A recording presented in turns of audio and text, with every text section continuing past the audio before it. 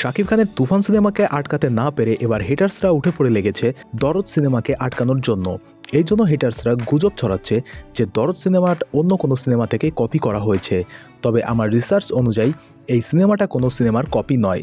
দরদের কাহিনী সম্পর্কে যতটুকু আমি জানতে পেরেছি, চিত্রনাট্য অনুযায়ী বারাণসী শহরে হঠাৎ করে একের পর এক খুন হতে থাকে এবং খুন করা হয় যারা প্রথম সারির ব্যক্তিত্ব রয়েছেন বা প্রভাবশালী ব্যক্তিরা রয়েছেন। বিশিষ্টরা পরপর খুন হতেই নড়েচড়ে বসে পুলিশ। শুরু হয় পুলিশের তদন্ত, আর এই তদন্তে উঠে আসে দুলু মিয়ার নাম। দুলু মিয়া পেশায় অটো চালক এবং এই দুলু মিয়ার চরিত্রে অভিনয় করছেন শাকিব খান। একটা লোমর্ষ থ্রিলার অ্যাকশন সিনেমা হতে চলেছে দরদ। শাকিব খানের এই দরদ সিনেমায় আমরা আবারও একটা নতুন চমক দেখতে পেতে চলেছি। তাই সমস্ত শাকিবিয়ানদের কাছে আমার একটা অনুরোধ, তুফানের মতো যেন আমরা সবাই দরদের পাশে দাঁড়াই। এ বিষয়ে আপনাদের যে কোনো মন্তব্য কমেন্ট বক্সে লিখতে পারেন। সম্পূর্ণ ভিডিওটা দেখার জন্য ধন্যবাদ।